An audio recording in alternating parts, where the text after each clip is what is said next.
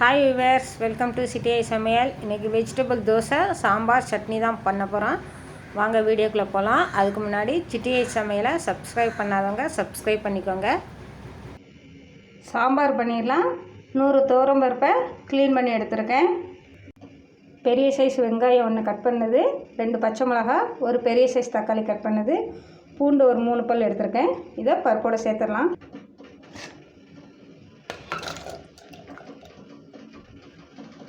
வெங்காயம், கல்லுப்பு தேவைக்கு.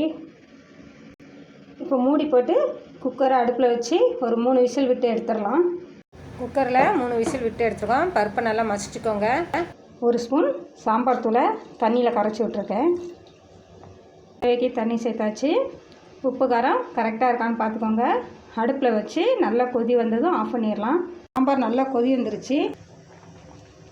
1/2 ஸ்பூன் கடலை மாவு கரைச்சி எடுத்துருக்கேன். அதை இப்போ சேர்த்துடலாம். கடலை மாவு சேர்த்து கொதி வந்துருச்சு. அடுப்பு ஆஃப் பண்ணிடலாம். கடலை மாவு சேர்த்து ரொம்ப நேரம் கொதி வந்துடக்கூடாது. சாம்பார் ரெடி ஆகிடுச்சு. இப்போ தாளித்து விட்டுடலாம். கடுகு கருவேப்பிலை தாளித்து விட்டாச்சு. இப்போ சாம்பார் ரெடி.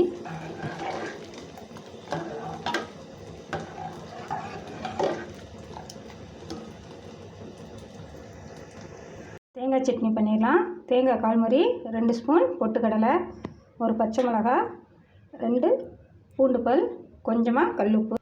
சட்னி அரைச்சி எடுத்து வேறு பாத்திரத்தில் மாற்றிருக்கோம். இப்போ தாளிசம் மட்டும் பண்ணி இதில் விட போகிறோம்.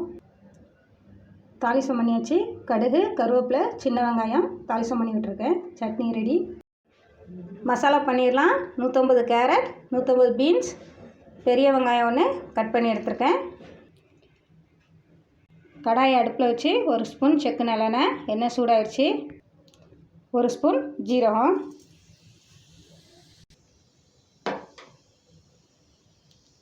வெங்காயம்,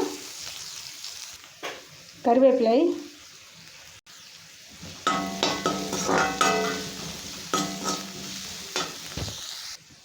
இஞ்சி பூண்டு பேஸ்ட் 1 ஸ்பூன்.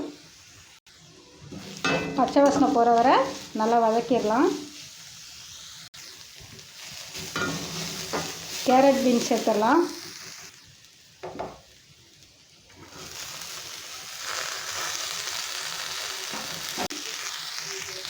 கல்லுப்பு தேவைக்கு சேர்த்துக்கலாம்.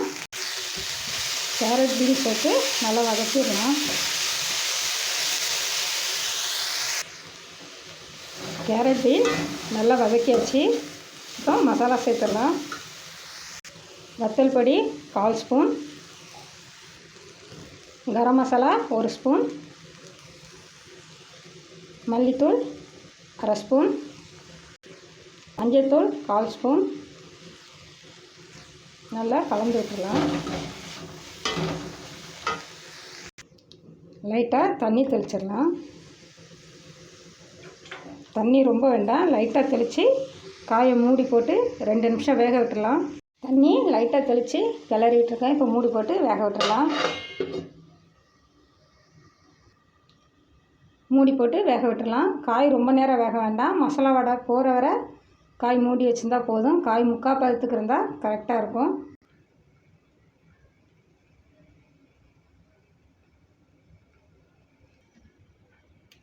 ரெண்டு உருளைக்கிழங்கு வேக வச்சு எடுத்துருக்கேன். இதை நல்லா மசித்து கேரட் பீன்ஸோடு சேர்த்துடலாம். 2 நிமிஷம் ஆயிடுச்சு. உருளைக்கிழங்கை சேர்த்துடலாம். நல்லா கலந்து விட்டுடலாம். நல்லா கலந்து விட்டாச்சு. உப்பு காரம் கரெக்டாக இருக்கான்னு பார்த்துக்கோங்க. மசாலாவுக்கு காரம் ரொம்ப தேவையில்லை. மல்லியில் சேர்த்துடலாம். நல்லா கலந்து விட்டாச்சு. இப்போ அடுப்பு ஆஃப் பண்ணிடலாம்.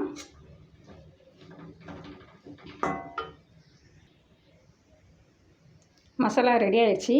பட்டாணி கூட நீங்கள் இதோட சேர்த்துக்கலாம். அடுப்பு ஆஃப் பண்ணிடலாம். தோசை ரெடி பண்ணிடலாம். தோசைக்கல்லை அடுப்பில் வச்சுருக்கேன். கல் சூடாகிடுச்சு. தோசை ஊற்றிடலாம்.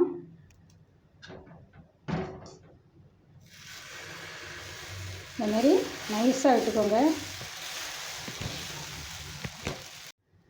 தோசையை இந்தமாரி நைஸாக வாத்துக்கலாம். அமுல் பட்டரை மேலே போய் தேய்ச்சிடலாம்.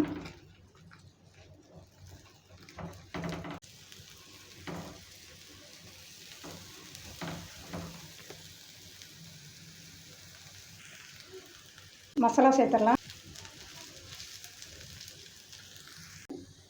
தோசையில் மசாலா நல்லா சேர்த்தாச்சு. தோசை ரெடி ஆகிட்டு இப்போ எடுத்துடலாம்.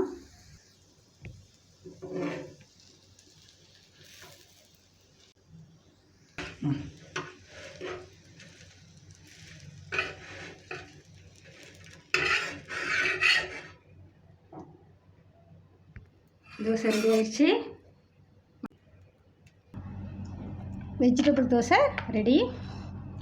நீங்களும் இதுமாரி ட்ரை பண்ணி பாருங்கள். உங்களுக்கு ரொம்ப பிடிக்கும். ரொம்ப டேஸ்ட்டாக நல்லாயிருக்கும். லைக் பண்ணுங்கள், ஷேர் பண்ணுங்கள், சப்ஸ்கிரைப் பண்ணுங்கள். மறக்காமல் பெல் பட்டனை கிளிக் பண்ணுங்கள்.